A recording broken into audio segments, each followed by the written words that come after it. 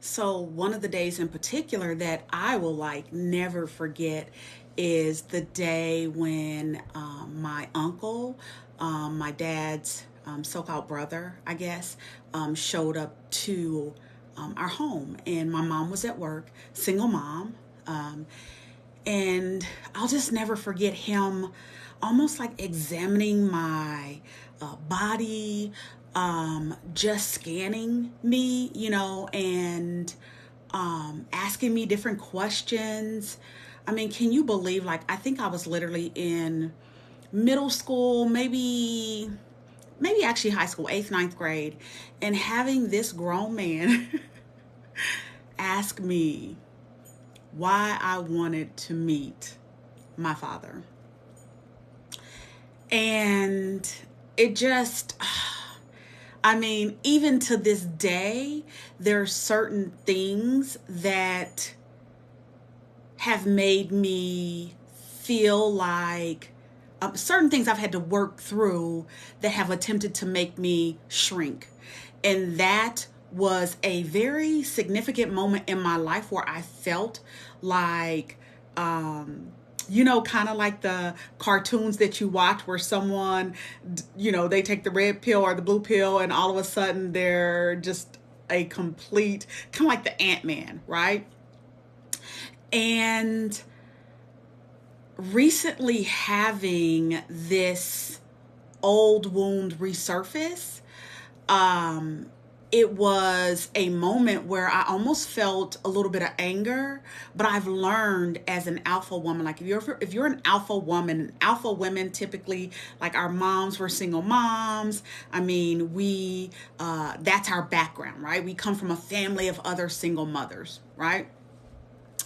And so it's really, we really don't break out of that unless we do intentional work. And so I'll just never forget um the day when I was triggered this way, and I almost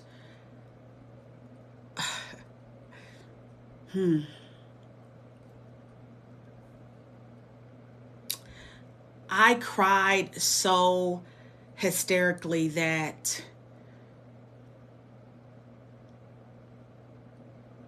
I literally felt my heart breaking. That's the best way that I can describe it. That is the best way that I can describe it. And I've been on this healing journey myself, even as a holistic, life coach, and, someone who has a PhD in IO psychology, and, just helping other people therapeutically to heal through traumas and trauma bonds for years, and imposter syndrome, and all of these other things. In that moment, it triggered my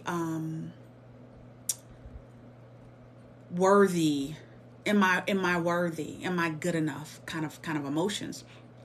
And one of the reasons why I say that my husband has been so great at helping me through emotions like this is because he's been able to help me to kind of talk through and work through emotions that at first they show up as,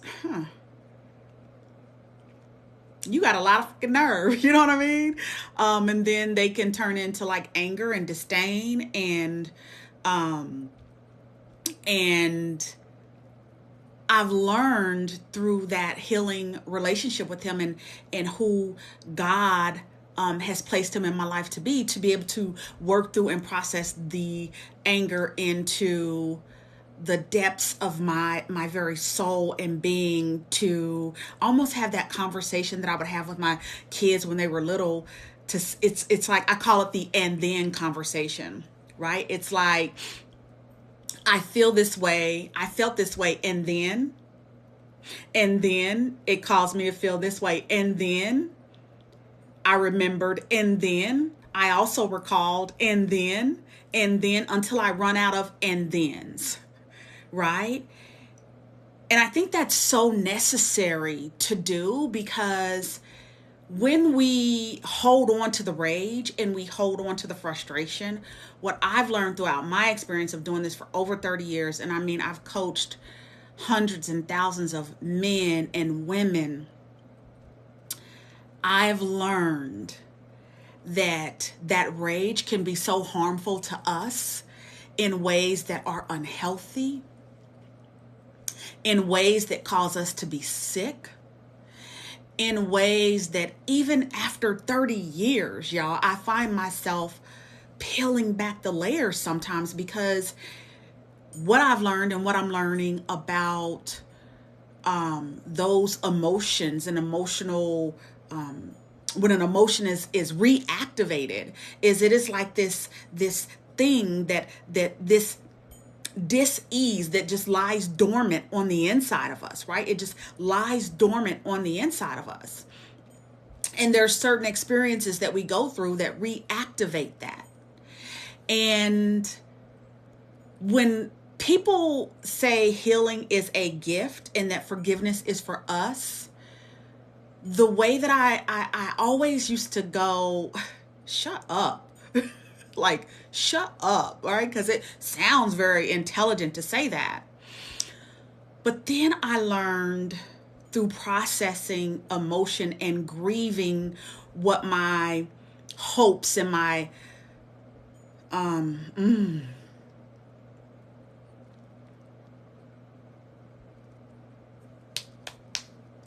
what my hopes and my expectations and my prayers were around acceptance, is it gives me an opportunity to release whatever is hold on a minute, y'all. Okay.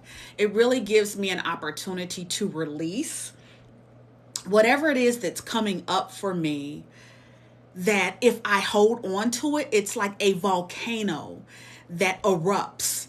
And when a volcano erupts, either, it's going to hurt the environment or it's going to hurt the people. And the goal is really to have that volcano be balanced enough. Ooh, God, thank you for this illustration. Balanced enough so that it does not hurt us and it does not hurt other people.